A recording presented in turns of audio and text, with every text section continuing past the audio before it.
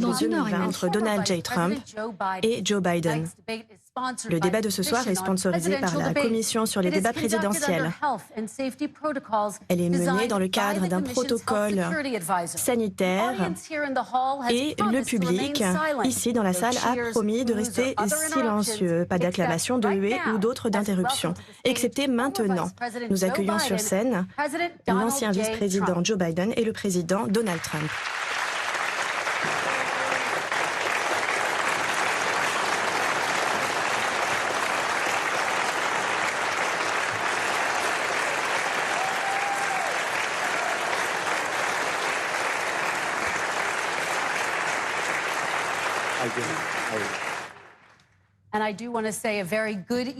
Et je veux vous souhaiter bonsoir à tous les deux. C'est un débat qui va couvrir 6 thématiques. Au début de chaque section, chaque candidat aura 2 minutes pour répondre à la question initiale. Puis la commission sur les débats ouvrira leur micro. Au bout des 2 minutes, le micro du candidat qui s'est exprimé en premier sera éteint. Au nom des électeurs, je vais vous demander de parler l'un après l'autre. L'objectif, c'est que vous vous entendiez et que les Américains entendent chaque mot que vous avez à dire. Si vous êtes prêts, messieurs, commençons. Nous allons commencer avec la lutte contre le coronavirus. Monsieur le Président, cette première question est pour vous. Le pays se dirige vers une nouvelle phase dangereuse. Plus de 40 000 Américains sont à l'hôpital. Beaucoup d'entre eux ici au Tennessee. On sait qu'il y a 216 000 Américains qui sont décédés. Que comptez-vous faire contre cette crise? Comme vous le savez, 2,2 millions de personnes auraient dû mourir selon les modèles. Nous avons confiné la plus grande économie du monde afin de lutter contre cette horrible maladie qui nous vient tout droit de Chine. C'est une pandémie internationale que l'on voit dans tous les pays, en Europe, dans bien d'autres régions aujourd'hui. Vous avez peut-être remarqué que le taux de mortalité est en baisse, 85%. Le taux de mortalité excessive additionnelle est en baisse, bien plus basse que dans les autres pays. Nous nous battons. Il y a eu un pic en Floride qui a aujourd'hui disparu. Il y a eu un grand pic au Texas qui a disparu, un grand pic en Arizona. La situation est à présent sous contrôle et il y a eu également des pics, des flambées dans d'autres États qui seront bientôt réglés. Un vaccin arrive, il est prêt. Les annonces vont être faites dans les semaines à venir. Cela va fonctionner. Il y a l'opération Warp Speed, c'est-à-dire que l'armée va distribuer ce vaccin. Et je peux vous dire, car je l'ai vécu, j'ai été à l'hôpital, j'ai eu le Covid, je me suis remis et je peux donc vous dire que j'ai reçu quelque chose, des médicaments, on appelle ça des médicaments, on a appelé même... On a dit que c'était un remède, un formidable traitement. Je me suis remis très rapidement. Je ne serai pas là ce soir, aujourd'hui, sinon. Et aujourd'hui, je suis immunisé. Pendant 4 mois ou toute une vie, on ne sait pas encore le dire, mais je suis immunisé. De plus en plus de personnes se remettent. Il y a un problème que tout le monde connaît. C'est un problème mondial. Mais les dirigeants de nombreux pays m'ont félicité pour notre action, ce que nous avons fait. Regardez ce que nous avons fait. Par exemple, en particulier pour les ventilateurs. Aujourd'hui, nous fabriquons des ventilateurs, des milliers et des milliers de ventilateurs qui sont distribués dans le monde entier. La maladie va disparaître et comme je vous le dis, nous sommes en train d'avancer et nous sommes à un tournant. Très bien. Monsieur l'ancien vice-président, comment essayez-vous de sortir ce pays de la crise? Vous avez 2 minutes. 220 000 morts américains. Et j'ai un message ce soir. Tout le monde est responsable. Tous ceux qui disent qu'ils ne sont pas responsables, ces personnes ne devraient pas rester aux responsabilités. C'est le cas du président des États-Unis. Il y a 1000 décès par jour aujourd'hui et plus de 70 000 nouveaux cas par jour. Comparé à ce qui se passe en Europe, comme une revue l'a dit, il y a des très bateaux là-bas qui augmentent énormément. Il y aura 200 000 morts américains d'ici la fin de l'année. porter ces masques et ainsi nous pouvons sauver 100 000 vies. Et pour l'instant, le président n'a pas de programme, il n'a pas de programme général. Ce que je ferai, que je veillerai à ce que tout le monde porte un masque à tout instant. Il faudrait dépister rapidement. Il faudrait établir des normes nationales pour pouvoir ouvrir les écoles, les entreprises, pour qu'elles puissent fonctionner en toute sécurité. Nous mobiliserions des ressources nationales pour le faire. Le New England Medical Journal, une des revues scientifiques les plus sérieuses du monde, a dit pour la première fois que la manière dont le président a répondu à cette crise a été tragique. Et donc je m'occuperai de cela et je ferai en sorte que nous ayons un plan. Monsieur le Président, je voudrais revenir à votre commentaire. Vous avez parlé d'un médicament, je pense que vous parlez du Régénérant. Vous avez dit qu'un vaccin arrivait dans quelques semaines. Est-ce que c'est une garantie? Non, ce n'est pas une garantie. Ça devrait arriver avant la fin de l'année. Il y a 2 laboratoires qui, je pense, dans quelques semaines, seront en mesure de finir terminer sur la carte. Johnson & Johnson s'en sort très bien. Moderna, de très bons résultats. Pfizer également, de très bons résultats. Et il y a bien d'autres laboratoires. Il y en a d'autres qui travailleront en étroite relation avec d'autres pays. Je vais poursuivre puisque ce sont des informations nouvelles. Vous avez dit que le vaccin serait là dans quelques semaines. Vos propres élus ont dit que ça pourrait prendre plusieurs mois, donc au milieu de l'année 2021, et qu'il faudrait tout de même continuer à porter des masques d'ici 2022. Est-ce que c'est réaliste ce que vous dites? Je pense que mon calendrier est encore plus précis. Il ne compte pas autant sur l'armée que moi. Il y a des généraux qui sont prêts.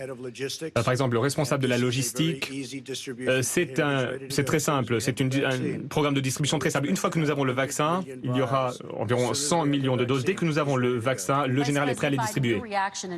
Monsieur le vice-président, 40% des Américains ont dit qu'ils seraient prêts à recevoir le vaccin s'il était approuvé par le gouvernement. Quelles étapes voudriez-vous mettre en place pour donner confiance? Il faudrait faire en sorte que tout soit parfaitement transparent, que les scientifiques l'étudient et passent par toutes les étapes nécessaires. C'est la même personne qui nous a dit qu'il n'y aurait plus de virus d'ici Pâques, qu'il disparaîtrait en été. Mais cet hiver va être extrêmement dur et il n'a pas de programme précis. Et nous n'avons pas de perspective concernant la disponibilité d'un vaccin pour les Américains. Monsieur le Président, vous n'avez pas de plan? Alors, je ne suis pas du tout d'accord. Nous ouvrons notre pays. Nous avons appris à connaître cette maladie, ce que nous ne connaissions pas au début. Lorsque j'ai interdit les vols venant de la Chine, et même les vols depuis l'Europe, la Chine c'était en janvier. Quelques mois après, il a dit que j'étais xénophobe, que j'avais fermé les frontières trop tôt. Et maintenant, on dit que j'aurais dû aller plus vite. Mais lui, il était des mois en retard derrière moi, des mois derrière moi, vraiment en retard. Et honnêtement, il était en charge de gérer la situation pendant la grippe H1N1, la grippe porcine, et c'était une catastrophe. C'était bien moins mortel, mais c'était une catastrophe. S'il y avait eu ces chiffres, 700 000 personnes seraient mortes, mais le H1N1 était bien moins mortel. Sinon, il y aurait eu réellement 700 000 morts. Comme vous le savez, c'était son directeur de cabinet. Son directeur de cabinet a dit que c'était une catastrophe, que c'était horrible, on ne savait pas ce qu'on faisait, on ne savait pas ce qu'on devait faire. Et maintenant, il arrive sur scène et il nous dit il faut faire ci et ça. Et tout ce qu'il a dit, toutes les décisions que nous devions prendre selon nous, eh bien, c'est ce que nous avons fait. Mais lui, il était bien en retard. Monsieur le vice-président, votre réponse. Il est xénophobe parce qu'il a fermé les vols en provenance de Chine. Ce qu'il a fait, en plus, c'est qu'il y avait 44 personnes en Chine qui essayaient de voir exactement d'où venait ce virus. Et qu'a dit le président en janvier? Il a dit « Le président de la Chine est transparent, nous devons être reconnaissants, nous devons le remercier. » Et qu'est-ce qui s'est passé ensuite? Nous avons commencé à parler d'une loi sur la défense pour faire en sorte de protéger notre personnel et notre population. Et finalement, qu'est-ce qu'il a fait? Eh bien, il n'a rien fait.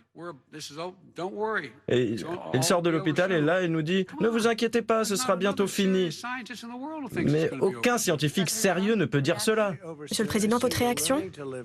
J'ai dit que nous apprenons à vivre avec, nous n'avons pas le choix, nous ne pouvons pas rester confinés dans notre garage comme Joe Biden. Lui, il a la possibilité de s'enfermer chez lui. J'imagine qu'il a gagné beaucoup d'argent pour pouvoir s'enfermer pendant aussi longtemps, mais ce n'est pas possible pour les autres Américains. Et en tant que président, je ne peux pas le faire non plus. J'aimerais bien aller me cacher dans une très belle chambre de la Maison-Blanche et disparaître pendant 1 an et attendre que tout soit terminé, mais je ne peux pas le faire.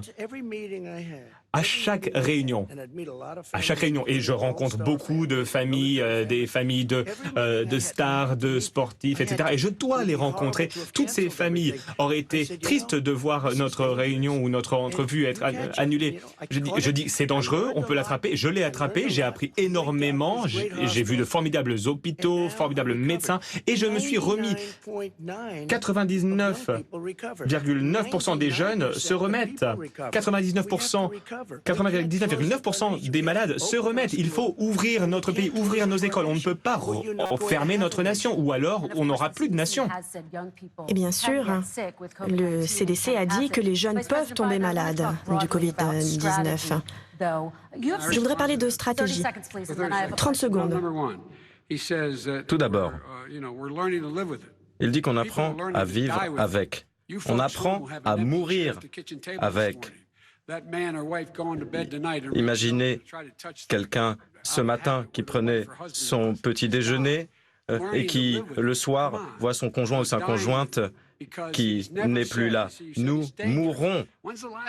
C'est dangereux.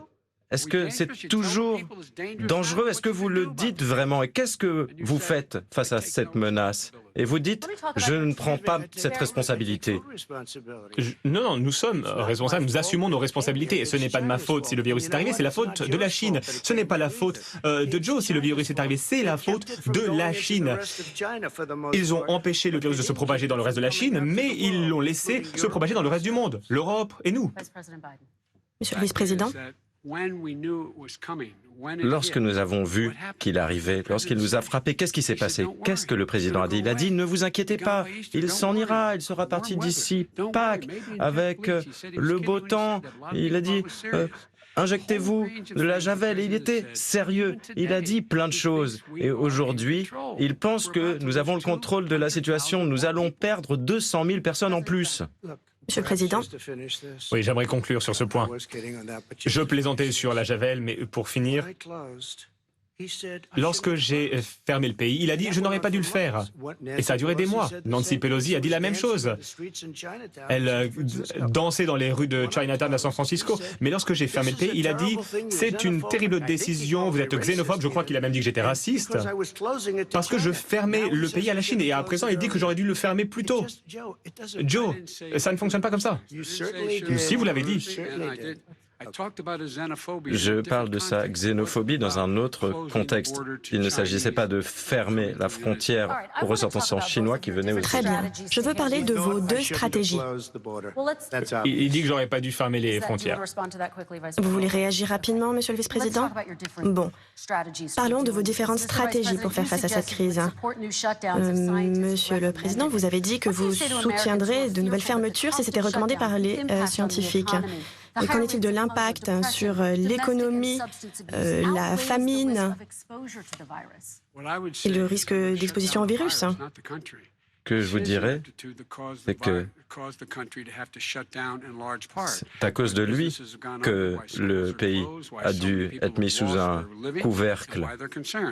C'est pourquoi nos concitoyens sont préoccupés.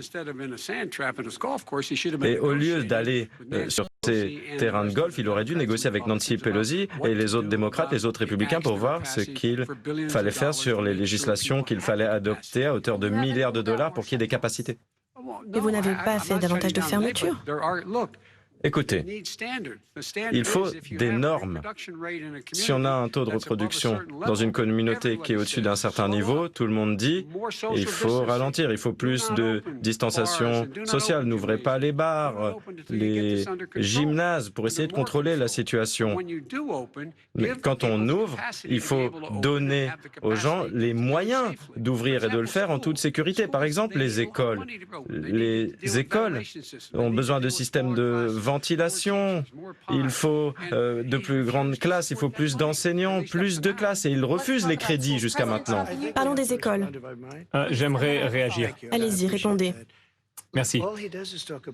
Tout ce qu'il fait, c'est parler de confinement. Mais oubliez ce qu'il dit.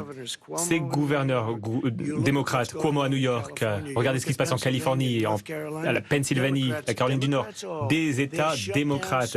Ils ont confiné et ils meurent à tout va. Et lui, il soutient toutes ces personnes. Tout ce dont il parle, c'est le confinement. Non, on ne va pas imposer de confinement. Il faut ouvrir nos écoles. Un exemple, j'ai un fils jeune qui a été testé positif au coronavirus. Lorsque je reparlais au médecin, eh bien, il était déjà remis. Ça a disparu. Les jeunes, bon, je pense que c'est leur système immunitaire. Je voudrais poursuivre. Vous avez demandé l'ouverture des écoles de façon sécuritaire, mais il y a une ville qui a passé tout son système d'enseignement en ligne. Que dites-vous aux parents qui s'inquiètent du fait qu'envoyer les enfants à l'école va être dangereux pour les enfants et les enseignants? Je souhaite que les écoles soient ouvertes. Je souhaite ouvrir les écoles. Il faut rouvrir notre pays. On n'aura plus de pays si on agit comme ça. On ne peut pas laisser notre pays fermé indéfiniment. C'est un grand pays avec une énorme économie. Il y a des personnes qui perdent leur emploi, qui se suicident. Il y a de la dépression, de l'alcoolisme, des consommations de stupéfiants comme jamais. Il y a énormément de violences domestiques et conjugales également. Il faut rouvrir notre pays. Je l'ai dit, le médicament ne doit pas être pire que la maladie. Et c'est ce qu'on est en train de voir. Et lui, il veut refermer le pays. Il va le confiner. Si une personne dit il faut fermer le pays, il va le fermer. Monsieur le vice-président. Ce n'est pas vrai. Il faut pouvoir faire les deux à la fois. Il faut pouvoir rouvrir en toute sécurité, mais il faut des ressources, des moyens. Par exemple, si on veut rouvrir une entreprise, il faut une distanciation physique dans cette entreprise. Si on a un restaurant, il faut des vitres, des parois de séparation et pouvoir dépister rapidement et savoir si quelqu'un est infecté ou pas. Il faut pouvoir suivre les cas contacts. Il faut des moyens pour tout cela. Et bien sûr, ce n'est pas contradictoire avec le fait de dire « essayons de rouvrir en sécurité ». Et en ce qui concerne les enseignants, on nous dit « ne vous inquiétez pas, vous n'allez pas mourir ». Monsieur le Président. Mais j'aimerais dire une chose, regardez ce qui se passe à New York. New York est désertée. C'est une ville fantôme. Et lorsqu'on parle de barrières en plexiglas, ce sont des restaurants qui vont disparaître, qui vont être sur la paille. Une barrière de plexiglas, ça coûte énormément d'argent et ce n'est pas la solution. Vous allez vous asseoir dans une petite cabine comme ça, entourée de verre. Non, ce sont des entreprises qui souffrent. Vous ne pouvez pas leur infliger cela, Joe. Regardez ce qui se passe à New York. Regardez ce qui se passe dans ma superbe ville. Pendant des années, j'ai aimé cette ville. Elle était dynamique. Elle est en train de mourir. Tout le monde quitte New York. New York a inversé la courbe en ce qui concerne le nombre de décès. Mais nous sommes des États-Unis, on ne peut pas tout diviser en États bleus et États rouges. Et il y a eu des États où il y a eu des flambées énormes. C'est des États rouges, les États républicains dans le Midwest et dans le nord du Midwest. Mais ce sont tous des États américains. Et donc ce qu'il faut faire, c'est porter le masque et ensuite venir en aide aux entreprises. Il y a déjà des crédits qui ont été passés depuis le début de l'été et rien ne se passe. New York a perdu plus de 40 000 personnes. Lorsque vous regardez ce qui se passe, par exemple, en Pennsylvanie, où ils ont confiné, regardez ce qui se passe chez vos amis dans le Michigan. On a l'impression d'être en prison. Alors, certaines personnes disent que certaines mesures sont anticonstitutionnelles. La Caroline du Nord, il y a eu des pics et ils se sont confinés et ils sont en train de mourir financièrement. On ne peut pas permettre à ce genre de choses de se produire. Vous ne pouvez pas permettre à ce genre de choses de se produire. Il faut ouvrir le pays. On comprend la maladie aujourd'hui. Il faut protéger les personnes âgées, les seniors. Il faut protéger en particulier les personnes âgées avec des problèmes cardiaques, du diabète. Et nous allons les protéger. Nous avons le meilleur système de dépistage du monde. C'est la raison pour laquelle il y a autant de résultats positifs d'ailleurs. Je voudrais poursuivre avant de passer à la section suivante. Vous avez dit que le docteur Fauci était une catastrophe. Vous avez appelé d'autres experts médicaux des idiots. Si vous n'écoutez pas ces gens-là, qui écoutez-vous? J'écoute tout le monde. J'écoute même Anthony. Je m'entends très bien avec lui. Mais il a bien dit, ne portez pas de masque. Il a dit, et vous le savez, cela ne va pas être un problème. Je pense qu'il est démocrate, mais ce n'est pas un problème. Il a dit, cela ne va pas être un problème. Il ne va pas y avoir de problème. Lorsque Joe dit que j'ai dit, qu'Anthony Fauci a dit, et que bien d'autres ont dit, et je ne suis pas en train de les critiquer. Personne ne savait ce que c'était que ce virus. Personne ne savait d'où il venait, ce qu'il était. On a appris beaucoup. Mais Anthony a dit, ne portez pas de masque, et à présent, il dit qu'il faut en porter un. Anthony a également dit, et vous pouvez voir le verbatim. Il a dit, ce n'est pas un problème, ça va disparaître rapidement. Et donc, il a le droit de se tromper, mais c'est une bonne personne. Monsieur le vice-président, votre réponse rapidement, et nous passerons à la section suivante.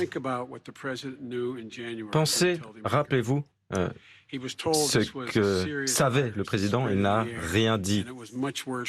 On savait que c'était un virus qui se transmettait par l'air, qui était bien pire que la grippe. Il a dit, et il était enregistré à l'un de vos collègues, il était enregistré, il a dit qu'il savait à quel point ce virus était dangereux, mais qu'il ne voulait pas nous le dire parce qu'il ne voulait pas que nous paniquions. Mais les Américains ne paniquent pas, c'est lui qui a paniqué. Mais entre-temps, dans le New York Times, on a pu voir que ses amis sont allés à Wall Street et ont prévenu tout le monde que c'était très dangereux. Et certains courtiers ont dit il faut avancer, il faut vendre. Non, là, il faut que je 30 réponde. secondes pour répondre. Non, alors quelqu'un est allé à Wall Street. Non, c'est vous qui récupérez tout l'argent de Wall Street. Moi, non. Vous avez levé beaucoup de fonds. Des fonds incroyables. Et à chaque fois, des accords sont faits. Moi, je peux lever énormément de fonds. En tant que président, en tant que personne qui connaît la plupart de ces personnes, je pourrais appeler les dirigeants de toutes les entreprises des États-Unis. Je pourrais battre tous les records, mais je ne souhaite pas le faire parce que ça me met en porte-à-faux. Et ensuite, vous parlez de Wall Street. Mais non, ne parlez pas de Wall Street. C'est vous qui profitez de Wall Street, pas moi. Moi, je pourrais battre votre record de levée de fonds. Nous, on n'a pas besoin d'argent. On a déjà beaucoup d'argent. D'ailleurs, on avait battu Hillary Clinton. Très bien, messieurs, alors ne nous me allons parlez pas passer de à Wall la Street. suite. Très bien. Thématique suivante, la sécurité nationale. Et je veux commencer avec la sécurité de nos élections. Et hier soir, des agents du renseignement ont montré que l'Iran et la Russie ont essayé d'influencer cette élection en essayant d'obtenir des informations des électeurs et en envoyant des messages intimidants aux électeurs de Floride. Monsieur le vice-président, que faites-vous face à cette menace? J'ai été clair. J'ai demandé à tout le monde d'être avec moi. Tout pays qui s'ingère dans les élections américaines en paieront le prix.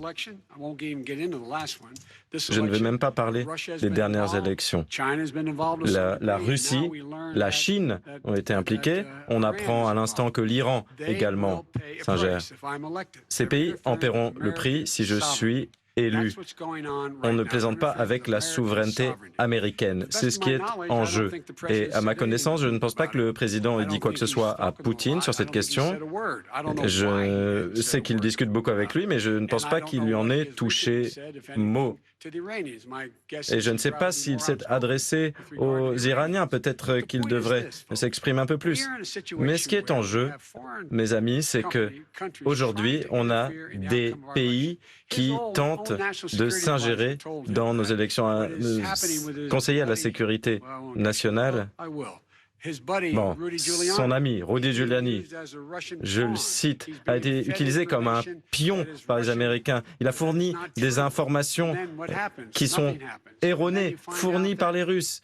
Et puis rien ne se passe finalement. On parle de la Russie et tout est fait pour que je ne sois pas élu parce qu'ils savent que je les connais et ils me connaissent. Donc je ne comprends pas pourquoi ce président ne veut pas faire face à Poutine alors qu'il y a des récompenses pour tuer des soldats américains en Afghanistan, quand il y a des tentatives de déstabiliser l'ensemble de l'OTAN. Je ne sais pas pourquoi, mais peut-être qu'il faudrait lui poser la question. Pourquoi est-ce qu'il ne fait rien et tous les pays qui s'ingèrent en paieront le prix car ils remettent en jeu notre souveraineté? Monsieur le Président Trump, c'est la même question. Donc, pendant 2 élections, il y a eu des ingérences d'adversaires étrangers. Qu'allez-vous faire de votre prochain mandat? Alors, j'aimerais déjà répondre à ce qu'a dit Joe. Joe a reçu 3,5 millions de Russie. Cela venait de Poutine parce qu'il était très ami avec l'ancien maire de Moscou. Et il a reçu 3,5 millions de dollars. Votre famille a reçu 3,5 millions de dollars. Et un jour, il va falloir que vous expliquiez pourquoi Hunter a reçu 3,5 millions. Je n'ai jamais reçu d'argent de la Russie. Alors, à présent, ce que vous avez dit hier soir, j'étais au courant. John Reckler, qui est formidable, a dit la chose suivante. Il a dit, il y a une chose qui les rassemble, c'est qu'ils veulent tous les deux que vous perdiez. Parce que personne n'a été fort contre la Russie. Personne n'a été plus dur que moi envers la Chine. Avec les sanctions, avec tout ce que j'ai fait avec l'OTAN. Aujourd'hui, les pays de l'OTAN ont rajouté 130 milliards, donc 420 milliards de dollars par an pour l'OTAN. Lui, il vendait des oreillers et des draps. Moi, je vendais des tanks en Ukraine. Alors, personne n'a été plus dur que Donald Trump contre la Russie. Alors, eux, vous vous souvenez qu'ils ont pris le port de sous-marin pendant votre administration, sous votre administration. Ils se sont emparés d'une grande partie de ce qui devait être l'Ukraine. Vous les avez laissés faire et vous recevez beaucoup d'argent de la part de la Russie. La Russie vous donne beaucoup d'argent et j'imagine qu'ils continuent à le faire. Mais avec ce qui est sorti aujourd'hui, c'est encore pire. Tous les emails horribles où on voit tout l'argent que vous récoltez, tout ce que votre famille reçoit. Et vous étiez vice-président pendant ces faits, et ça n'aurait pas dû se passer comme ça. Et je pense que vous devez d'expliquer pourquoi, aux États-Unis, il y a une personne qui devait travailler pour vous, pour votre famille. Ce qu'il a dit était vraiment très préoccupant. Vous devez parler aux Américains. Peut-être que vous pouvez le faire aujourd'hui. Monsieur le vice-président, vous pouvez répondre. Nous allons reprendre sur la sécurité électorale. Je n'ai pas pris un centime d'une source étrangère de ma vie. Nous avons appris que ce président a payé 15 fois des impôts en Chine. Il a un compte secret en Chine. Il mène des affaires en Chine. Il dit que j'ai reçu de l'argent. Je n'ai pas reçu un centime de quelque pays que ce soit. Première chose. Deuxième chose, j'ai rendu public toutes mes déclarations de revenus pendant 22 ans. Vous pouvez les consulter. Vous n'avez pas rendu public une seule déclaration de revenus. Que cachez-vous? Pourquoi ne voulez-vous pas rendre public ces déclarations? Des pays vous payent, la Russie, la Chine, toutes vos entreprises. Dans le monde entier, dans plusieurs pays, si la Chine construit une nouvelle route vers un de vos innombrables terrains de golf, qu'est-ce qui se passe? Pourquoi ne publiez-vous pas vos déclarations lorsqu'on parle de corruption? Alors, premièrement, j'ai contacté mon comptable. Il y a encore un audit. Ce sera publié dès que l'audit est terminé et vous verrez à quel point mes entreprises fonctionnent bien. Mais surtout, on a parlé de 750 $ payés en impôt fédéral et je leur ai demandé il y a une semaine, je leur ai demandé qu'est-ce que vous payez. Et ils ont dit, monsieur, vous avez prépayé des dizaines de millions de dollars. J'ai prépayé mes impôts sur les dernières années. Des dizaines de millions de dollars que j'ai prépayés. Parce qu'il pense que c'est une estimation, il pense que je vais devoir payer tant d'impôts. Alors j'avais déjà prépayé, personne ne me l'avait dit. Est-ce que vous avez publié ces informations? Excusez-moi, ce n'était pas écrit. Alors on a parlé de 750 $ et j'imagine que c'est un frais d'enregistrement, mais j'ai prépayé des millions et des millions de dollars en impôts. Première chose. Deuxièmement, je ne gagne pas de l'argent grâce à la Chine, contrairement à vous. Je ne gagne pas d'argent grâce à l'Ukraine, contrairement à vous. Et de même avec la Russie. Vous avez gagné 3,5 millions de dollars grâce à la Russie, et en passant par votre fils. Il y a même une déclaration. Il était écrit qu'il fallait donner 10% au big man, au grand homme. Alors, est-ce que vous êtes un grand homme? C'est une autre question. C'était écrit qu'il fallait donner 10% au big man. Qu'est-ce que c'est que cette histoire? C'est honteux. Monsieur, je veux vous poser quelques questions. Je dois répondre. Je vais vous laisser répondre, mais très rapidement. Vous avez dit que vous avez parlé à votre expert comptable. Quand est-ce que vous allez pouvoir rendre public vos déclarations d'impôts? Y a-t-il une échéance? Dès que l'audit sera terminé. Alors, il faut penser à l'administration des impôts. On me traite très mal. J'ai été très maltraité par l'IRS, le service des impôts. Mais tout est prêt. Dès que l'audit est terminé, mes déclarations de revenus seront publiées. Mais j'ai payé des millions et des millions de dollars. Et c'est pire que payer. J'ai prépayé, j'ai payé en avance. Je veux vous demander à tous les deux des questions en fait sur vos liens avec l'étranger. Répondez très rapidement, ensuite je passerai à ma question. Il nous raconte ça depuis 4 ans. Montrez-nous. Montrez-nous. Arrêtez de tourner autour du pot. Ça fait 4 ans que vous dites que vous allez rendre publiques vos déclarations d'impôts. Mais ce que les Américains savent, c'est que vous ne payez pas vos impôts ou que votre taux d'imposition est si bas. La dernière fois qu'il en a parlé, il a dit qu'il payait peu d'impôts parce qu'il était très intelligent et qu'il avait su naviguer dans le système. Voyons, soyons sérieux. Monsieur le Président, et ensuite j'ai 2 questions pour vous. Alors, j'ai été la victime d'une chasse aux sorcières pendant 3 ans. Ça a commencé avant même que je sois élu. Ils ont espionné ma campagne. Aucun président ne devrait vivre ce que j'ai vécu. Je tiens à le dire. Mueller et 18 démocrates en colère, des agents du FBI un petit peu partout ont dépensé 48 millions de dollars. Ils ont parcouru tous mes documents, mes déclarations de revenus et ils n'ont rien trouvé. Aucune collusion, aucun crime. 48 millions de dollars. Je peux vous garantir que si je dépensais 1 million pour vous espionner, je trouverais beaucoup de choses. Parce que vous avez fait des choses. Il y a des fonds que votre famille a gagnés. L'argent en Irak, des millions de dollars. Des fortunes faites grâce à vous, Joe. Et on dit que vous recevez des commissions. Vous vivez très bien, ça se voit. Très bien, messieurs. Quelques questions maintenant. Monsieur le vice-président, il y a eu des questions sur le travail effectué par votre fils en Chine et pour une entreprise ukrainienne lorsque vous étiez vice-président. Avec le recul, y avait-il quelque chose d'inapproprié ou de non éthique? Il n'y a pas eu de manquement à l'éthique. Ce qui concerne l'Ukraine. Il y a plein de questions parce qu'il siégeait au directoire d'une entreprise, Burisma. Chaque personne a fait des déclarations sous serment et on peut voir que j'ai fait mon travail comme il fallait. Il n'y a pas eu un seul manquement. Ça, c'était pendant la procédure de destitution. Ensuite, c'est lui qui a eu des problèmes en Ukraine. Il a essayé de corrompre le gouvernement ukrainien pour qu'ils aient des propos négatifs à mon égard, ce que le gouvernement n'a pas voulu faire et n'a pas fait. Car mon fils n'a pas gagné d'argent. Vous parliez de la Chine. Vous pensez, la seule personne qui a fait de l'argent en Chine, c'est lui, personne d'autre. Monsieur le Président, je vais vous poser ma question. Oui. Est-ce que je peux intervenir juste? Répondez très rapidement. Son fils n'avait pas d'emploi pendant très longtemps.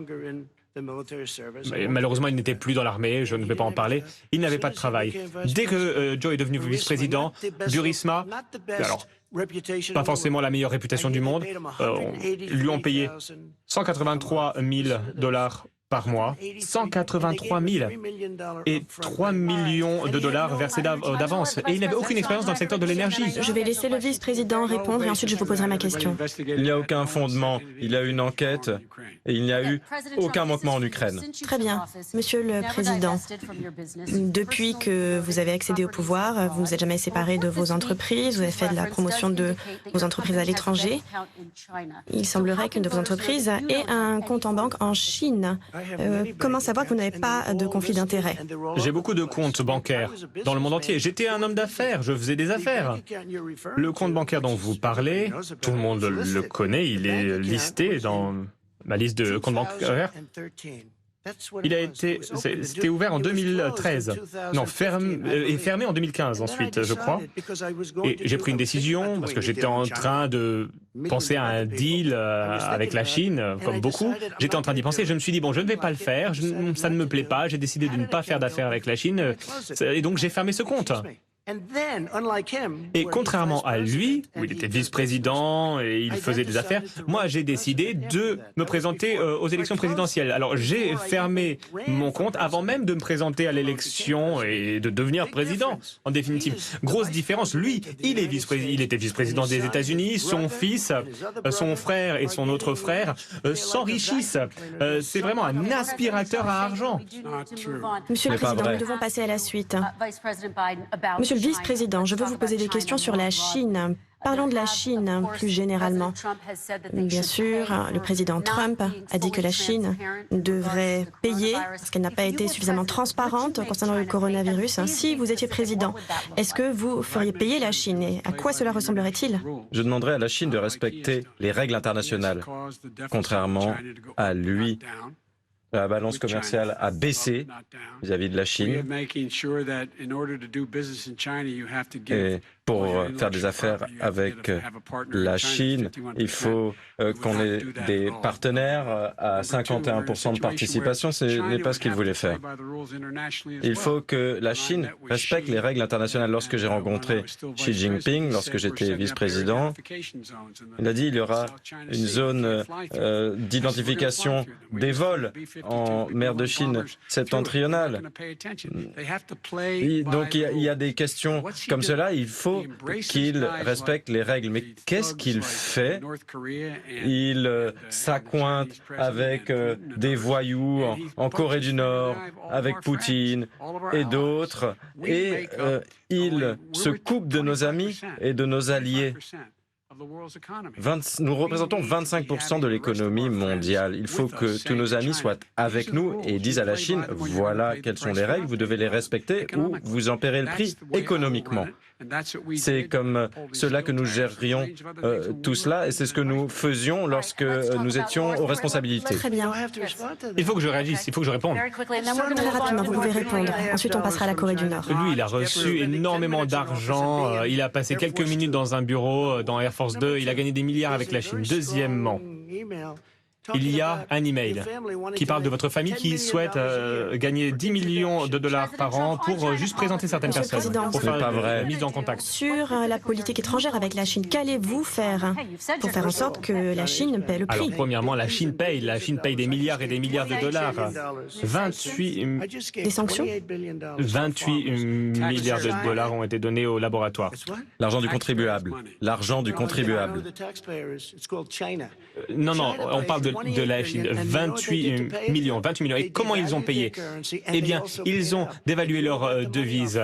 Et ce sont nos agriculteurs qui en ont profité. Vous n'avez jamais fait payer à la Chine quoi que ce soit. 25% sur le dumping dans l'acier. Notre sidérurgie aurait disparu si je n'avais pas, intervenu. Votre réponse. La raison pour laquelle il nous raconte tout cela, c'est qu'il ne veut pas parler du contenu. Ce qui est en jeu, c'est pas sa famille ou ma famille. Ce qui est en jeu, c'est votre famille. Et votre famille souffre. Si vous faites partie de la classe moyenne, vous souffrez durement aujourd'hui. Ce matin, vous étiez à la table du petit déjeuner, vous vous disiez on ne peut pas racheter des nouveaux pneus, on ne peut pas se le permettre ce mois-ci, on ne pourra pas rembourser notre emprunt.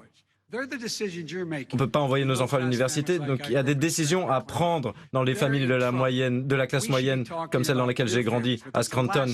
Il faut parler de vos familles, mais lui, c'est la dernière chose dont il veut parler. Je souhaiterais parler de j'aimerais la Corée intervenir, du j'aimerais Nord. répondre. J'aimerais 10 répondre. secondes, Monsieur le Président. Alors, on va oublier la Chine. On oublie la Chine. Allez, hop, on parle de la famille. C'est vraiment une tactique de politicien. Moi, je ne suis pas un politicien. C'est pour ça que j'ai été élu. Mais on a vu qu'il a évité de parler de la Chine. Ne parlons pas de la Chine, parlons d'être assis à la table de la Très bien, nous allons parler de la Corée du Nord. Monsieur le Président, vous avez rencontré Kim Jong-un 3 fois, vous avez parlé de votre correspondance, vous avez dit qu'il n'y avait plus de guerre ou plus de missiles, et pourtant, la Corée du Nord possède des missiles balistiques et continue de développer son arsenal nucléaire. Est-ce que vous voyez cela comme une trahison? Non, lorsque j'ai rencontré Barack Obama, on s'est réunis à la Maison-Blanche. Au tout début, on a eu une très bonne conversation. Ça devait durer 15 minutes et ça a duré plus d'1 heure. Il m'a dit le plus grand problème que nous avons, c'est la Corée du Nord. Il a dit on devrait être en guerre contre la Corée du Nord. Ce serait une guerre nucléaire. Et la Corée du Nord est bien armée. Mais personnellement, j'ai une bonne relation avec Kim Jong-un. C'est un homme différent, mais il pense sûrement la même chose de moi. On a une différente relation, une relation bonne mais différente. Et il n'y a pas de guerre. Nous ne sommes pas en guerre contre la Corée du Nord. Et il y a 2 mois, par exemple, on a dit il va y avoir des problèmes, ils sont arrivés à un endroit, etc. Et j'ai eu raison, il n'y a pas eu de problème. Au lieu d'être en guerre avec des soldats, avec Séoul à quelques kilomètres, des millions de personnes seraient mortes si on était en guerre contre Monsieur le Président, contre la Corée du Nord. Mais nous ne sommes pas en Monsieur le guerre. vice-président, à vous, il y a eu 4 tests nucléaires pendant l'administration Obama. Comment pouvez-vous freiner cette menace? Parce que nous serions très clairs avec la Chine sur le fait qu'il devrait faire partie de l'accord. En tant que porte-parole du gouvernement, lorsque je suis allé en Chine, j'ai demandé pourquoi ils rapprochaient les défenses balistiques.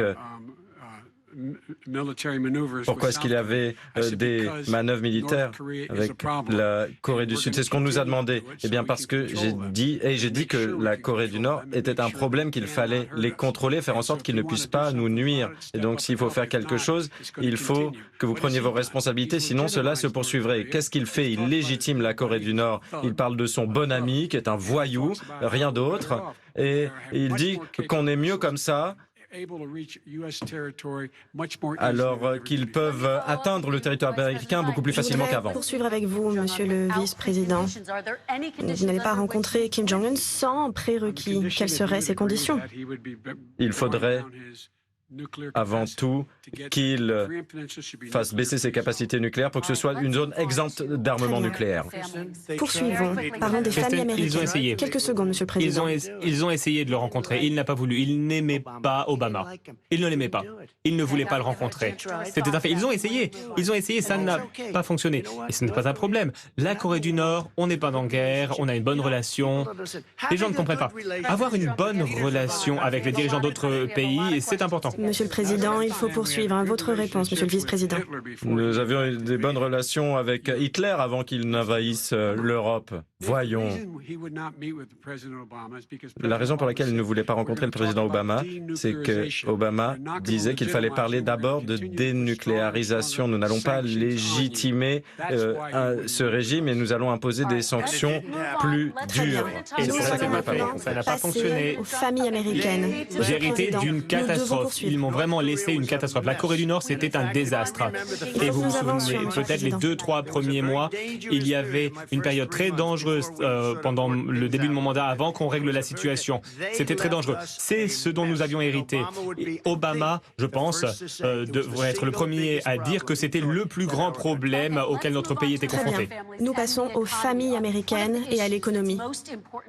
L'une des questions qui est très importante pour elles, ce sont les soins de santé, comme vous le savez. Il y avait un vote très important concernant Amy Coney Barrett.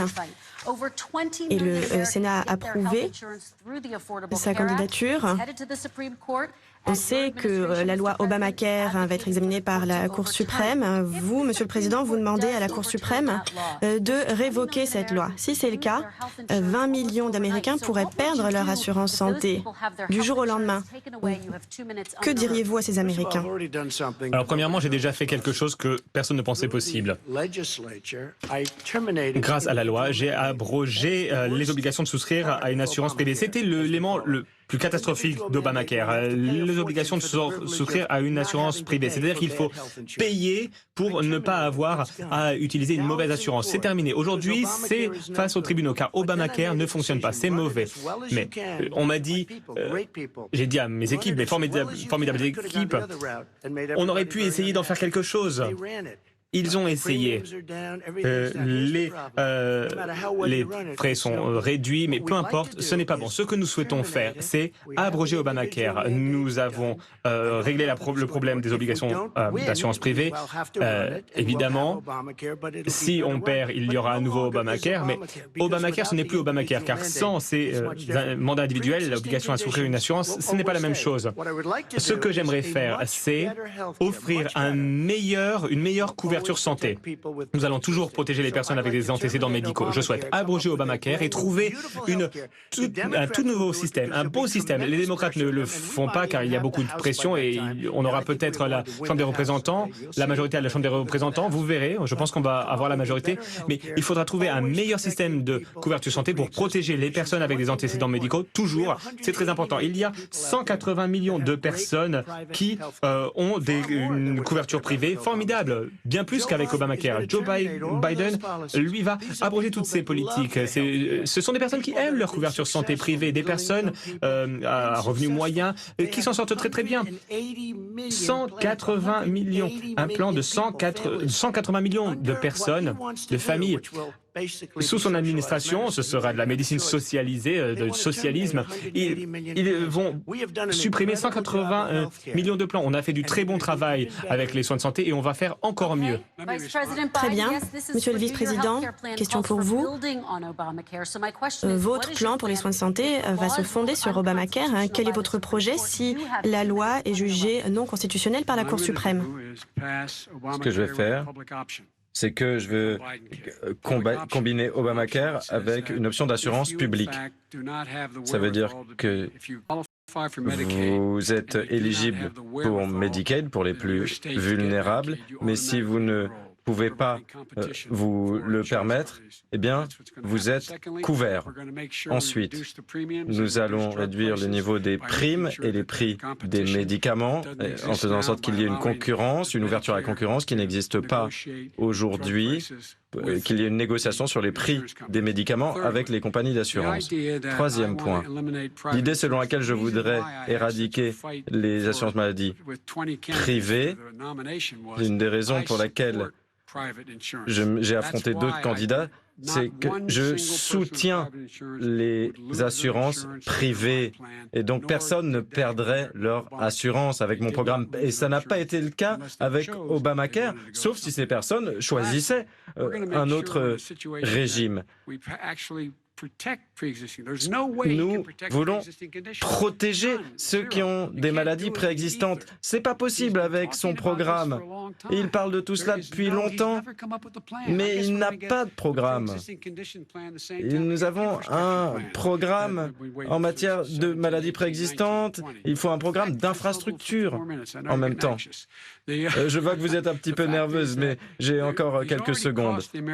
Tout cela a déjà pesé sur les Américains en raison de la crise du coronavirus et des retombées économiques. Des millions de personnes ont déjà perdu leur couverture maladie, 10 millions de personnes. Et il y a 110 millions de personnes avec des maladies préexistantes. Et tous ceux qui auront eu le Covid, qu'est-ce qu'ils vont faire? Une question de suivi pour vous, Monsieur le vice-président. Monsieur Trump vous accuse de socialiser la médecine. Que lui dites-vous? Pensez-vous que votre projet va amener le pays vers un système de santé géré par le gouvernement entièrement? C'est absurde. L'idée qu'il y aurait une option d'assurance publique qui a un choix en ferait un programme socialiste.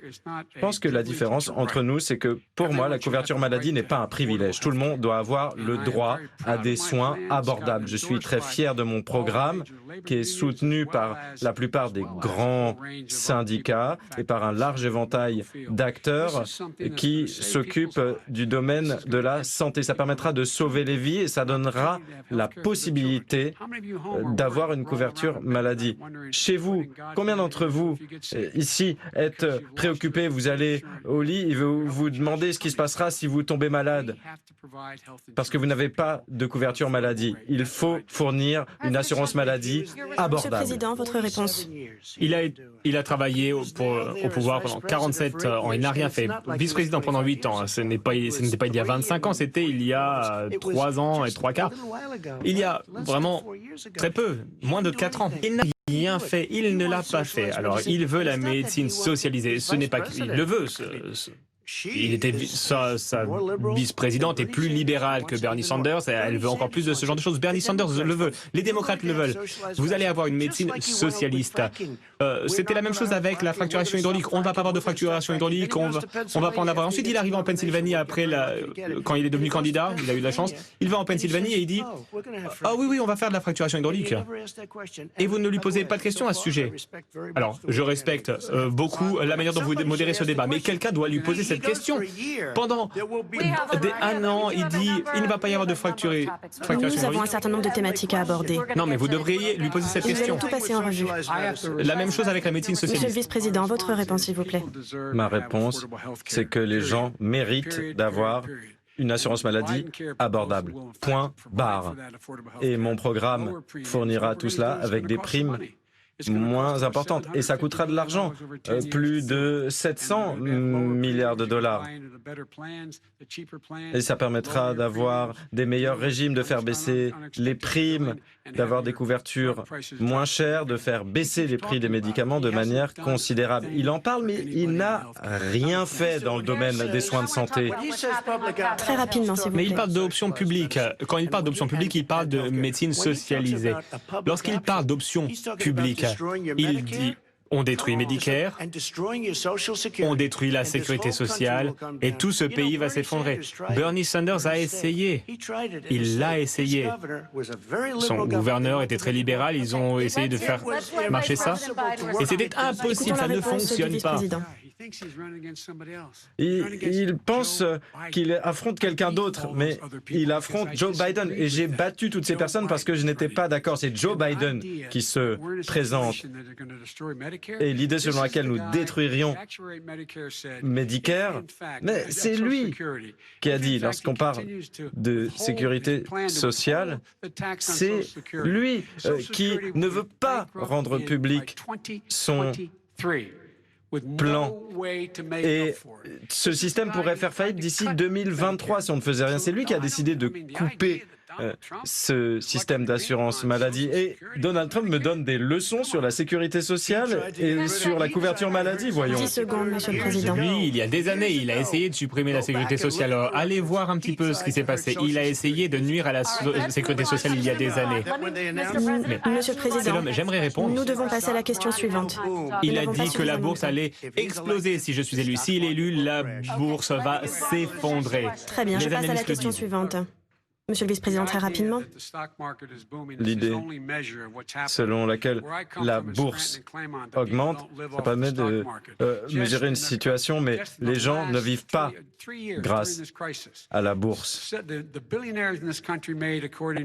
Les milliardaires de ce pays ont fait 700 milliards de dollars de bénéfices en plus dans les 3 années qui ont suivi la crise. Mais qu'est-ce qui se passe qu'est-ce qui arrive aux citoyens ordinaires? Nous allons devoir passer à la suite. Les plans retraite explosent et lui ne vient pas de Scranton. Non, il y a vécu pendant quelques mois et ensuite Nous il est allons parti. passer à la question suivante. Et les habitants de Pennsylvanie le savent. savent. Je passe à la question suivante. Aujourd'hui, plus de 12 millions de personnes n'ont plus d'emploi. Et 8 millions d'Américains sont désormais dans la pauvreté. Il y a de plus en plus de familles qui ont faim. Et les personnes les plus touchées sont les femmes et les personnes de couleur. Ces personnes voient ce qui se passe à Washington, Monsieur le Président. Que faire pour les aider? C'est à cause de Nancy Pelosi qui ne veut pas l'approuver. Vous êtes le président. Oui, moi je suis d'accord, mais évidemment, il faut que ça passe à la Chambre. Et je pense qu'on va remporter la majorité de la Chambre. Nancy Pelosi ne souhaite rien approuver parce qu'elle aime bien les petites victoires. Elle aime bien une victoire. Elle ne veut pas l'approuver avant le jour du scrutin. Nous sommes prêts. Nous sommes prêts à agir. Nous avons déjà approuvé 3 plans qui ont été distribués, y compris le plan des démocrates. Elle ne veut pas, parce qu'on est très proche des élections, elle pense que ça va nous nuire d'un point de vue politique. Et ça lui nuit d'un point de vue politique. Monsieur le vice-président. Le président du Sénat républicain a dit qu'il ne pourrait pas avoir les voix nécessaires pour adopter tout cela. Je voudrais poursuivre avec vous, On a Monsieur le trouvé un vice-président. accord et les républicains le voteront. Au vice-président, vous êtes le leader du Parti démocrate. Pourquoi n'avez-vous pas poussé les démocrates à obtenir cet accord pour les Américains? Écoutez, on a adopté cette législation au début de l'été. Nous avons poussé pour son adoption, c'est pas nouveau. Cette législation est déjà là. Et il y a une loi de reprise de 800 milliards. Et il y a des communautés locales qui doivent équilibrer leur budget. Il y a des États qui doivent équilibrer leur budget et qui doivent licencier des officiers de police, des enseignants, des pompiers pour que les villes et les comtés continuent de fonctionner. Mais lui, le président, ne veut pas soutenir tout cela. Il n'a rien fait pour eux. Et Mitch McConnell dit, eh bien, laissons-les faire faillite. Laissons-les faire faillite. Voyons, c'est quoi le problème avec ces gens-là? Lui, il voulait aider des entreprises mal gérées, des villes mal gérées par des démocrates. Il voulait donner des milliards et des milliards de dollars à ces villes mal gérées. C'était un moyen également de prendre de l'argent dans les poches des Américains et pour les mettre dans les poches des sans-papiers. Nous allons nous occuper de tout pour eux. J'aimerais aider, j'aimerais les aider, mais si nous les aidons trop, tout le monde va arriver aux États-Unis. C'était un moyen de s'occuper d'eux, c'était un moyen de dépenser de l'argent sur des choses qui n'ont rien à voir avec le Covid. Mais c'était vraiment un plan d'aide pour des villes très mal gérées par les démocrates. Écoutez, je suis fier d'être démocrate, mais je serai le président de tous les Américains. Pour moi, il n'y a pas des États démocrates, des États républicains. Moi, ce que je vois, c'est les États-Unis d'Amérique. Et chaque État a des difficultés. Et si c'est le cas, eh bien, il va falloir licencier des pompiers, des équipes de premiers secours, des enseignants, des officiers de police parce que les budgets ne seront pas équilibrés. Mais le gouvernement fédéral doit compenser tout cela pour les États-Unis d'Amérique. Minimum, messieurs. On parle beaucoup des petites entreprises en difficulté, des chefs d'entreprise en difficulté. Pensez-vous que c'est le bon moment de leur demander d'augmenter le salaire minimum? Vous avez parlé de 15 $, monsieur le vice-président. Je le pense parce que ce qu'il faudra faire, c'est leur venir en aide également. Nous devrions le faire maintenant, les petites entreprises. Il y a une entreprise sur 6 qui fait faillite, qui ne pourra pas se relever. Il faut des partenariats publics, privés. Il faut des fonds pour s'organiser, pour pouvoir ouvrir en toute sécurité. Il y a les écoles qui doivent enseigner, qui doivent embaucher plus d'enseignants. Il faut plus de classes. Tous ces acteurs ont besoin d'aide. C'est le cas des entreprises, c'est le cas des écoles. Ils ont besoin d'aide, mais eux, ils ne veulent pas les aider. Ils ne leur donnent pas de financement. Nous allons passer à la suite, mais très rapidement. répondre. Alors, est-ce qu'il faut augmenter le salaire pour les aider? Non, je pense que ça doit être une décision des États. L'Alabama, ce n'est pas comme l'État de New York, l'État de New York n'est pas comme l'État du Vermont. Ça doit être aux États de décider. C'est très important. Il faut aider les petites entreprises. Comment on aide les petites entreprises lorsque vous forcez les employeurs à augmenter les salaires? Et on a vu que ça a été prouvé. Lorsqu'on augmente les salaires, eh bien, les petites entreprises doivent licencier de nombreux employés. Mais pas vrai. Vous avez dit que vous envisageriez ce salaire minimum à 15 $. Vous l'avez dit récemment, c'est toujours le cas? J'en ai parlé. Pendant votre deuxième mandat, donc. Mais je n'ai pas dit que j'allais augmenter les salaires pour que ça cause de la faillite. Je connais différents États, les règles sont différentes. Dans certains États, 15 $, ce n'est pas mal. Dans d'autres États, 15 $, c'est vraiment Merci, Monsieur le Président. Réponse rapide, Monsieur le Vice-président. Il faut qu'il y ait moins de pauvreté. Personnes gagnent 7, 8 $ de l'heure. On applaudit les pompiers et les équipes de secours, mais ils méritent un salaire minimum de 15 $. Et tout ce qui est en dessous vous place en dessous du seuil de pauvreté. Et il n'y a aucune preuve qui montre que si on augmente le salaire minimum, les entreprises auront moins d'activité. Nous allons parler de l'immigration, messieurs. Et nous allons parler des familles dans ce contexte. Monsieur le Président, votre administration a séparé les enfants de leurs parents à la frontière au moins. 4 000 enfants. Vous avez révisé votre politique de tolérance zéro, mais il y a plus de 500 enfants dont les parents n'ont pas pu être localisés. Comment ces familles vont-elles être réunies? Les enfants sont amenés par des coyotes, comme on les appelle, par des cartels, par des malfrats. Les enfants sont amenés ici et les malfaisants utilisent les enfants pour venir dans notre pays. On a une frontière plus forte que jamais. Plus de 600 km de murs. Vous avez vu les chiffres. On laisse des personnes rentrer, mais il faut le faire légalement. Comment allez-vous réunir ces enfants avec leurs familles? Eux, ils ont construit des cages. On dit que j'ai construit des cages. Eux, ils ont construit des cages. Et on a vu des images dans la presse. Il y avait une photo de ces cages atroces. Et ils ont dit, regardez ces cages créées par le président Trump. Et ensuite, on s'est rendu compte qu'elles ont été créées en 2014. Il était aux commandes. Avez-vous un plan pour réunir les enfants avec leurs familles? Oui, on essaye, on travaille dessus, mais il y a beaucoup d'enfants qui viennent sans parents, par le biais de cartels, par ces coyotes, par le biais de gangs. Monsieur le vice-président, je voudrais que vous réagissiez à cette conversation. Il y a plus de 500 enfants qui sont venus avec leurs parents. Ils ont été séparés à la frontière. Et c'était pour montrer qu'ils avaient la main ferme. Ce ne sont pas des passeurs, des coyotes qui les ont ramenés, ce sont les parents. Ils ont été séparés de leurs parents. Cela viole notre identité en tant que nation. Une autre question. Ils avaient une politique, on l'a modifiée. Lui, ils l'ont fait, nous, on a modifié la politique. Ils ont construit ces cages. Nous n'avons pas séparé les enfants des parents. Qui a construit les cages, Joe? Mais de quoi parlons-nous? Des enfants ont été arrachés des bras de leurs parents. Et aujourd'hui, pour 500 de ces familles, on ne trouve pas les parents. Ces enfants sont tout seuls, ils n'ont nulle part où aller. Nulle part, c'est criminel. Vous avez 10 secondes, Une Monsieur le chose, Président. il y a des journalistes qui sont venus. Ces enfants sont bien traités, on s'occupe bien d'eux. Ils sont dans des établissements très propres, dans de très bonnes conditions. Mais une question à poser. Qui a construit ces cages? J'aimerais que vous posiez cette question. Qui a construit ces cages? Je voudrais vous parler de la politique d'immigration, Monsieur le Vice-président. L'administration Obama n'a pas réussi à mettre en place la réforme de l'immigration, qui était une promesse de la campagne. Il y a également des déportations records à la frontière. Alors pourquoi est-ce que les électeurs devraient vous faire confiance sur cette question? Parce que nous avons pris trop longtemps pour trouver la bonne formule. Je serai président des États-Unis, pas vice-président. Et j'ai été très clair.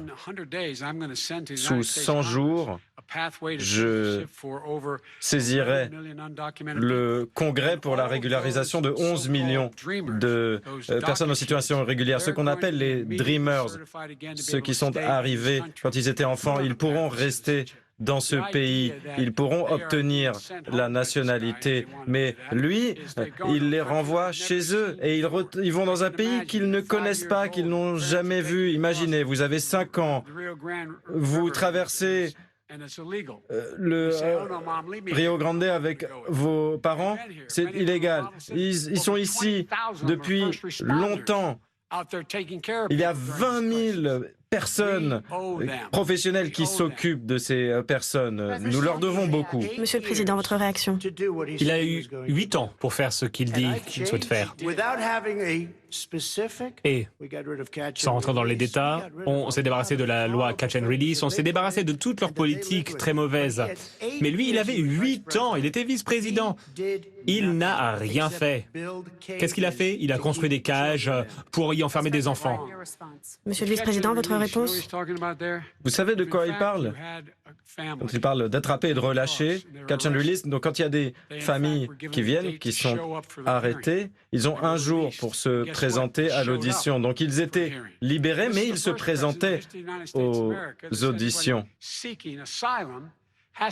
Et aujourd'hui, pour la première fois, sous ce président, quelqu'un qui fait une demande d'asile doit le faire dans un autre pays. Ce n'est jamais arrivé aux États-Unis. Vous venez aux États-Unis et vous défendez votre situation, vous faites votre demande et vous expliquez pourquoi vous méritez ce droit d'asile au titre du droit américain. Mais ils doivent le faire de l'autre côté du fleuve. Monsieur le Président, votre réaction?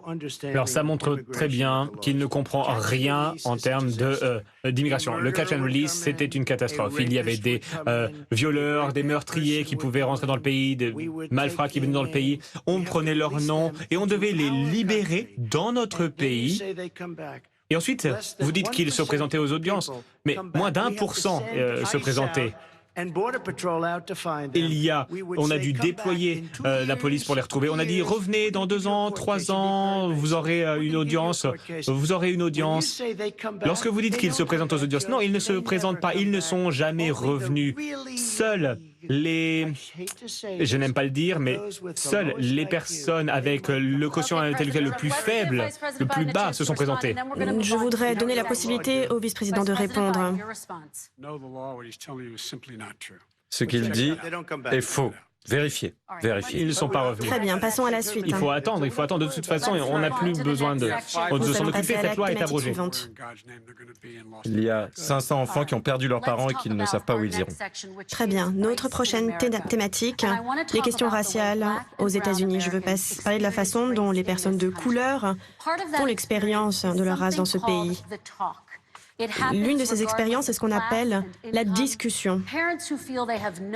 Des parents qui n'ont pas le choix, qui sentent qu'ils n'ont pas le choix et qui se disent qu'ils doivent préparer leurs enfants au fait qu'ils puissent être ciblés par la police pour aucune raison si ce n'est la couleur de leur peau.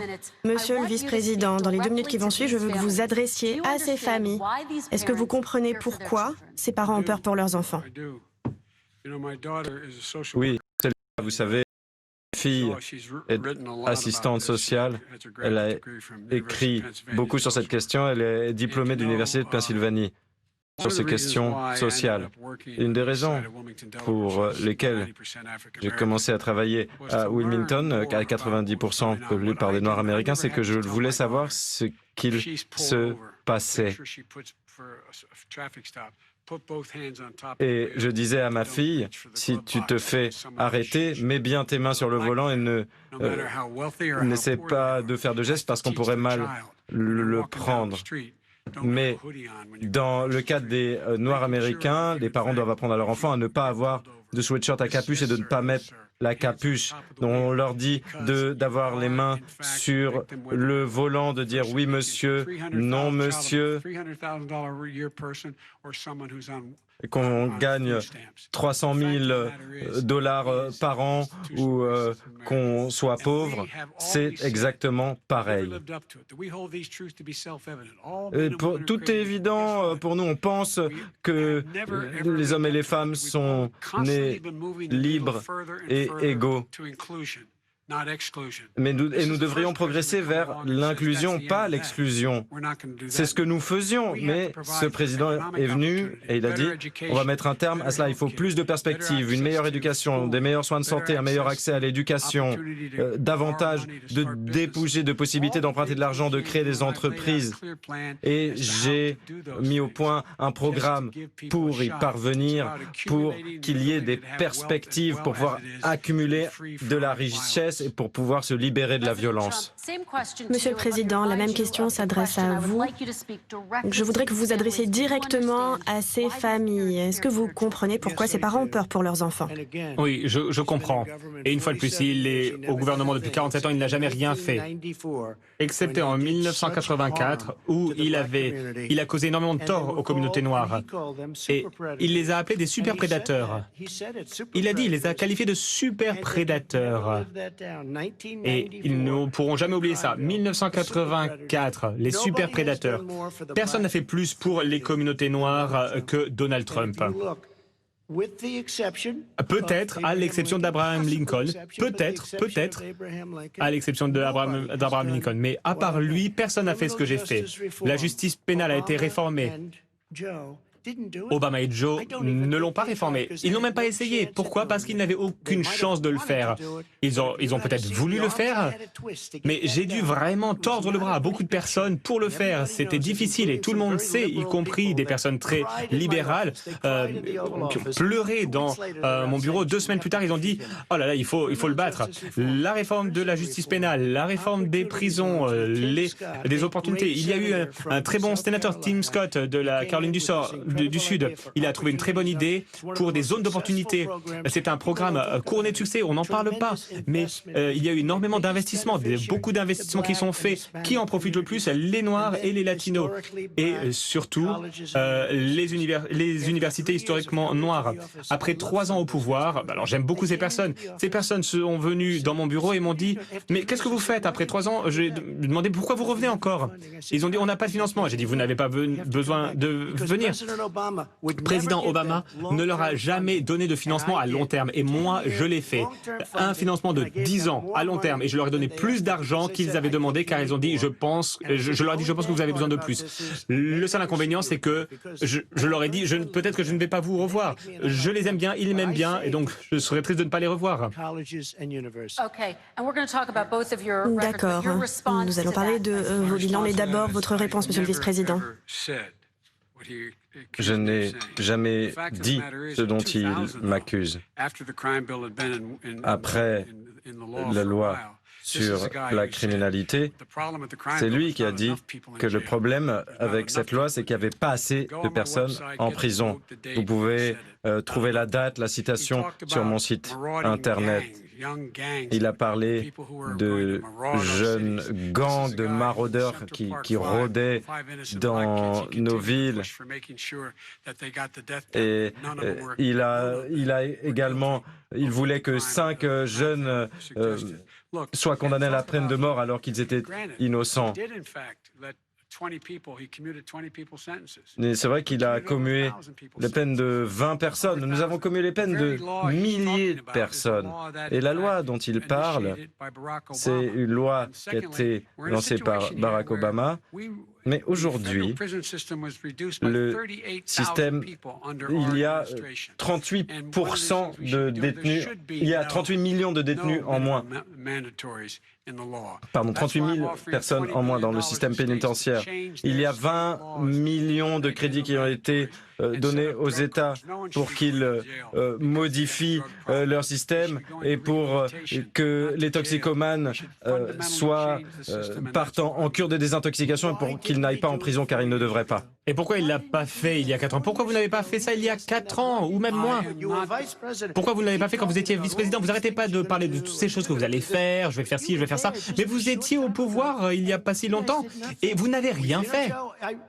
Joe, je me suis présenté pour vous, pour Barack Obama, à cause de vous, à cause d'Obama. Si vous aviez fait du très bon travail, je ne me serais jamais présenté aux élections. Je me suis présenté à cause de vous. Je vous regarde, vous êtes un politicien. Je me suis présenté à cause de vous. Monsieur le Vice-président, votre réponse et ensuite j'ai d'autres questions pour vous deux.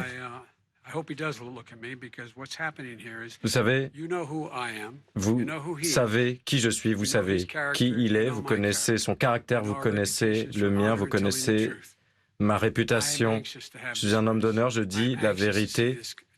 J'ai très hâte de voir le résultat de ces élections et le caractère de nos pays sont en jeu. C'est très important.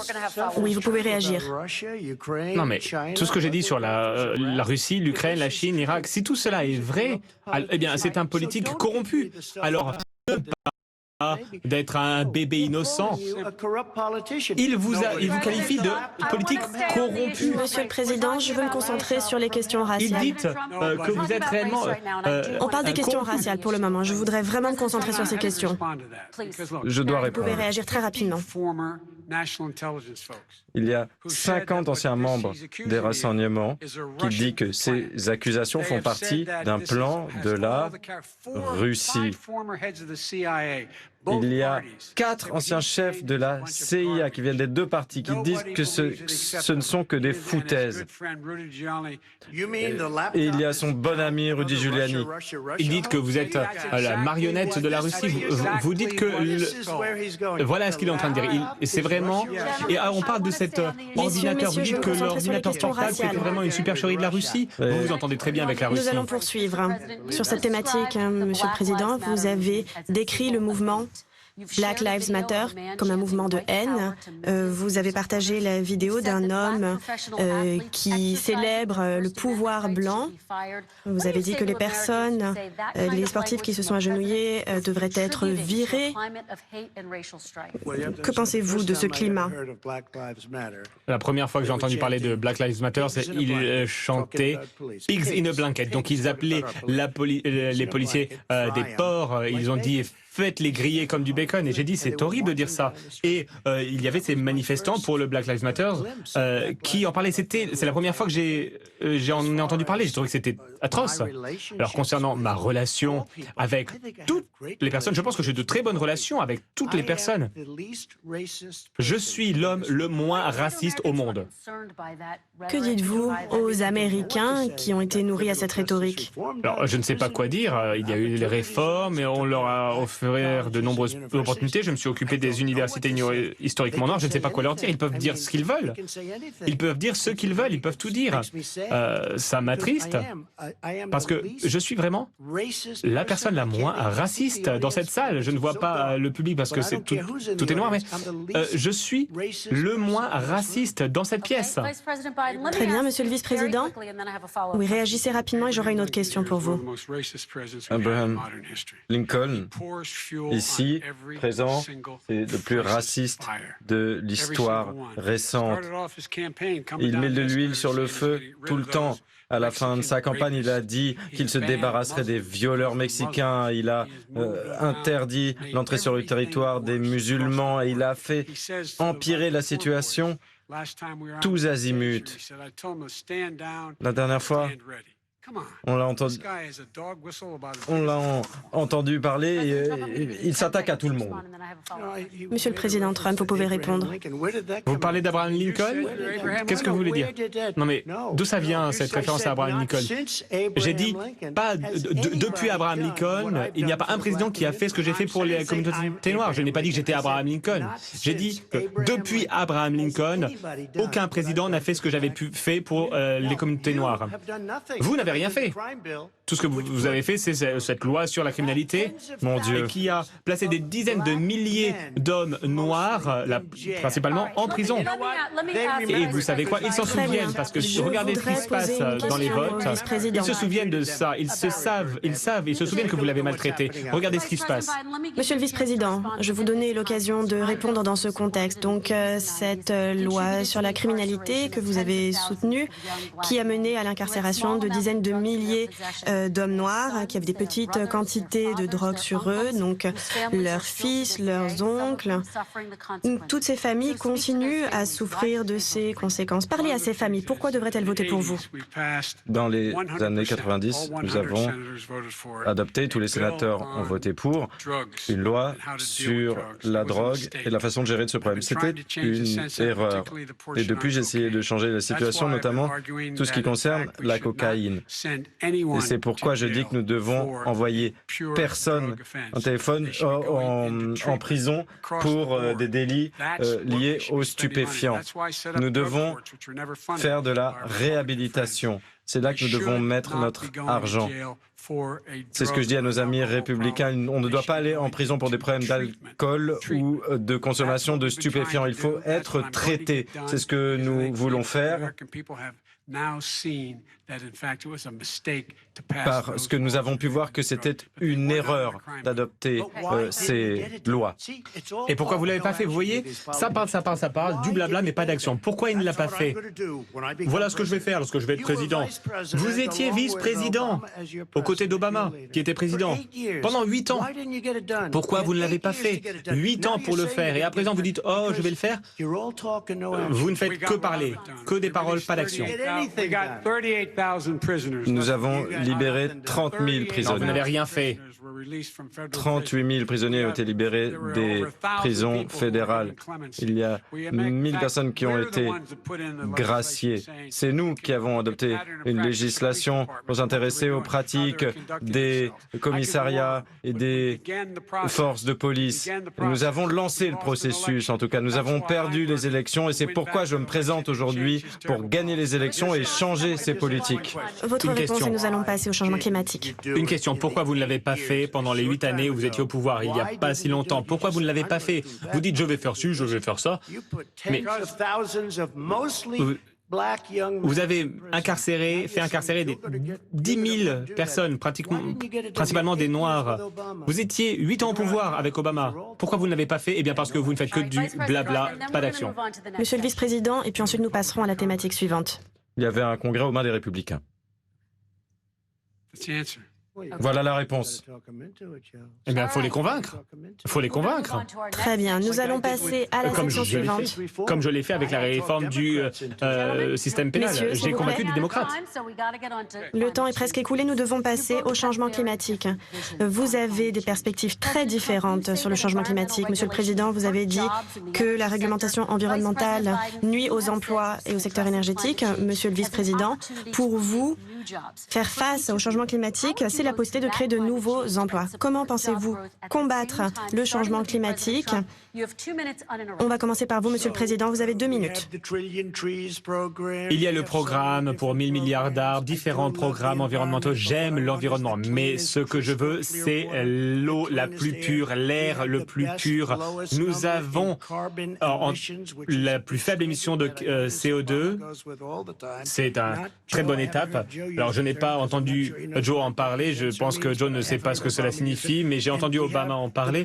Nous avons les meilleurs chiffres en termes d'émissions de CO2 depuis 35 ans, grâce à mon administration. Nous travaillons très bien avec les différents secteurs industriels, mais regardez ce que nous devons faire. Regardez à quel point la Chine est sale. Regardez la Russie. Regardez l'Inde. C'est sale. L'air est dégoûtant. Je suis sorti de l'accord de Paris car nous aurions dû dépenser des milliers de milliards de dollars. Nous avons été très maltraités. Lorsqu'ils nous ont fait entrer dans cet accord, ils ne nous ont pas rendu service. Je ne vais pas sacrifier des dizaines de millions d'emplois, des milliers et des milliers d'entreprises, tout simplement à cause de l'accord de Paris. C'était un accord injuste. La Chine ne va pas agir avant 2030. La Russie retombe sous des normes inférieures. Et nous sommes arrivés avec cet accord, ça aurait détruit nos entreprises. Alors, vous êtes prêts? Nous avons fait un formidable travail d'un point de vue environnemental. Nous avons l'air le plus pur, l'eau la plus claire et les émissions de CO2 les plus faibles depuis des années et des années. Monsieur le vice-président. Et nous n'avons pas détruit notre secteur professionnel. Vous avez 2 minutes, sans interruption, Monsieur le vice-président. Le changement climatique, le réchauffement climatique est une menace existentielle qui pèse sur l'humanité. Nous avons l'obligation morale de faire quelque chose et tous les grands scientifiques du monde nous disent que nous n'avons plus beaucoup de temps. Nous allons dépasser le point de non-retour dans 8 à 10 ans, avec 4 ans de plus sous ce président, avec tous les efforts qui pourraient être faits pour limiter les émissions et qui ne seront pas faits, nous mettrons dans une situation très difficile. Nous avons une vraie occasion à saisir. J'ai réuni les travailleurs et les organisations environnementales pour travailler à mon programme et tout le monde le soutient. Cela permettra de créer de l'emploi. Il y aura 50 000 bornes de recharge sur nos autoroutes à construire et nous pourrons nous lancer dans l'automobile électrique. La Chine le fait déjà.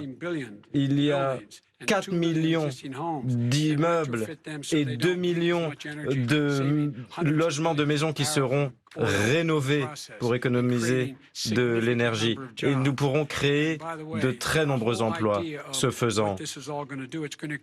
Et tout cela permettra de créer des millions d'emplois et de faire en sorte d'avoir un environnement plus sain. Notre santé et nos emplois sont en jeu. Aujourd'hui, Wall Street affirme que mon programme permettra de générer plus de 18 millions d'emplois. C'est 7 millions de plus par rapport à son programme. Et donc, il y a des effets sur le climat et sur l'économie. Je l'ai dit, les familles vont perdre $650 à cause de son plan. Son plan est une catastrophe économique. Regardez ce qu'il souhaite faire. Regardez son plan. Regardez son plan environnemental. Vous savez qui l'a développé? Alexandra Ocasio-Cortez et ses amis. Alors, elle sait faire certaines choses, mais elle ne connaît rien à l'environnement. Et lui, il profite ou il applique son programme. Son plan coûte 100 000 milliards de dollars. C'est infinançable. Il parle des bâtiments. Il souhaite abattre des bâtiments pour créer pour faire rentrer de plus grandes fenêtres sur des plus petites fenêtres. S'il n'y avait pas de fenêtres, ça coûterait encore moins d'argent. C'est un plan fou, le plan le plus fou que l'on ait jamais vu. Et tout cela est fait ça n'a pas été développé par des personnes intelligentes. Je ne sais même pas qui a pu créer ce document. Il souhaite dépenser 100 000 milliards de dollars. Il essaie de dire que c'est 6 milliards, mais non, 100 000 milliards de dollars. Il souhaite abattre des bâtiments, créer de nouveaux bâtiments avec de toutes petites fenêtres pour économiser de l'énergie et bien d'autres choses, bien d'autres choses. Je vais laisser le vice-président répondre. Nous n'avons plus beaucoup de temps, mais il y a d'autres questions à aborder. On écoute le vice-président. Je ne sais pas comment il a trouvé ces chiffres. 100 000 milliards de dollars. Soyons sérieux. Ce programme est soutenu par tous les grands groupes de défense de l'environnement et les groupements professionnels parce qu'ils savent où est l'avenir. Et à l'avenir, il faut pouvoir respirer, avoir des emplois de qualité. Et le secteur qui se développe le plus vite aux États-Unis, c'est le photovoltaïque et l'éolien. Ils pensent que l'éolien, que les éoliennes génèrent des cancers, mais il y a des très bons salaires, 45, 50 dollars de l'heure. Et il faut suivre mes propositions. Monsieur le Président, vous pouvez réagir et ensuite on passera à la suite. Pour la première fois, nous sommes indépendants d'un point de vue énergétique. Nous n'avons pas besoin de tous ces pays avec lesquels nous avons dû entrer en guerre à cause de l'énergie. Nous sommes indépendants pour notre énergie. Je connais plus l'éolien que vous. C'est une énergie qui coûte très cher, qui tue tous les oiseaux. Ce n'est pas fiable, il y a beaucoup de problèmes et les éoliennes sont fabriquées en Allemagne et en Chine et si vous croyez aux émissions de CO2, la production de ces grosses éoliennes cause plus de CO2 que le gaz naturel. Alors, j'adore le photovoltaïque, mais le photovoltaïque n'est pas prêt. Ce n'est pas assez puissant pour le moment. Ce n'est pas assez puissant pour alimenter nos grandes entreprises dont nous avons besoin. C'est faux. Alors, c'est un rêve, mais nous allons avoir la plus grande économie du monde. Mais si vous voulez tuer l'économie, eh bien, débarrassez-vous de l'industrie pétrolière. Et qu'en est-il de la fracturation hydraulique? Vous pouvez peut-être lui poser la question. Je veux permettre au vice-président de répondre. Je n'ai jamais dit que j'étais contre la fracturation hydraulique. Vous l'avez dit. Montrez-nous tout cela, montrez la vidéo. Je vais le mettre sur mon site. C'est un mensonge. Nous n'allons pas interdire la fracturation hydraulique, car nous avons besoin que d'autres secteurs opèrent une transition pour parvenir à zéro émission nette d'ici 2025. Mais entre-temps, nous essaierons de capturer les émissions à partir de la fracturation hydraulique du gaz, mais nous le ferons grâce à des investissements. Il faut une transition. J'ai une question supplémentaire. Excusez-moi, il était contre la fracturation hydraulique. Il l'a dit, je vais vous le montrer demain. Il a dit, je suis contre la fracturation hydraulique. Jusqu'à ce qu'il devienne candidat démocrate. Il est allé en Pennsylvanie, il a dit, vous savez quoi, Pennsylvanie, vous allez être... Il sera contre, car ce parti est contre la fracturation hydraulique. Je parlais de la fracturation hydraulique sur des terres appartenant à l'État fédéral. J'ai une question finale pour cette section et ensuite je veux passer à notre dernière dynamique, Monsieur le Président. Les gens de couleur sont plus sujets à vivre près de raffineries de pétrole au Texas. Les personnes s'inquiètent, pensent que cela va les rendre malades. Votre administration a rejeté les réglementations sur ce type de structure. Pourquoi est-ce que ces familles devraient vous donner un mandat supplémentaire? Les familles dont nous parlons gagnent beaucoup d'argent, plus d'argent que jamais. Regardez les chiffres que nous avons produits pour les familles asiatiques, hispaniques, 9 fois plus élevés qu'avant. Une augmentation en 3 ans, 9 fois plus grand. Une augmentation 9 fois supérieure à l'augmentation sous les 8 ans d'administration de ces deux personnes. Alors, je n'ai pas entendu les chiffres, je ne connais pas les statistiques que vous évoquez, mais ces personnes gagnent beaucoup d'argent. D'un point de vue économique, c'est formidable. Nous les avons sauvés et il y a quelques mois, nous les avons à nouveau sauvés lorsqu'il y a eu une chute du prix du pétrole à cause de la pandémie. On souhaite avoir de bonnes relations. Il y a l'Arabie Saoudite, le Mexique, la Russie, on leur a fait baisser la production et donc notre industrie fonctionne bien. C'est l'essence, c'est le gaz. Monsieur le vice-président, votre réponse et ensuite j'aurai une question finale pour vous deux. Ma réponse, c'est que ces personnes vivent près d'usines chimiques qui polluent énormément, des raffineries qui polluent. Je vivais près d'usines de ce type dans le Delaware et il y avait des déversements dans la rivière à des niveaux records. Lorsque ma mère m'emmenait à l'école, il fallait essuyer le pétrole avec les essuie-glaces et il y a des gens qui meurent du cancer et donc il faut se demander comment on protège ces gens-là. Qu'est-ce qu'on fait? Comment on impose des restrictions concernant les pollueurs? Car il y a un effet au niveau local. J'ai une toute dernière Alors, on ferme les entreprises? Est-ce qu'il faut fermer les raffineries? Il faut une transition à partir... une transition, une grande déclaration. À partir du secteur pétrolier. Pourquoi feriez-vous ça? Parce que le secteur pétrolier pollue de manière considérable. Grande prise de position. Laissez-moi finir. Il faut remplacer tout cela par des renouvelables, des énergies renouvelables, par étapes. Et donc j'arrêterai de subventionner ce secteur pétrolier au niveau fédéral. Et je subventionnerai l'éolien et le solaire. Oui, très pour bien. le solaire éolien. Il nous reste C'est une une question. grosse erreur d'un point de vue commercial. C'est une grosse erreur. Parce qu'en gros, il dit qu'il va détruire l'industrie pétrolière. Vous vous en souviendrez, le Texas, la Pennsylvanie, l'Oklahoma? Monsieur le vice-président, 10 secondes pour que vous réagissiez. Je passe à la question finale. Il sort tout de son contexte. Mais ce qu'il y a, c'est qu'il faut opérer une transition vers zéro émission nette d'ici 2035 pour le secteur de la production énergétique et 2050 en général. Est-ce qu'il va forcer la Chine à faire pareil? Avec cette section, nous passons à la question finale. Nous allons rejoindre les accords de Paris et faire en sorte que la Chine achète Très bien. Une dernière question sur la gouvernance, le leadership. Une question pour vous, Monsieur le Président. Imaginez que c'est le jour de votre investiture.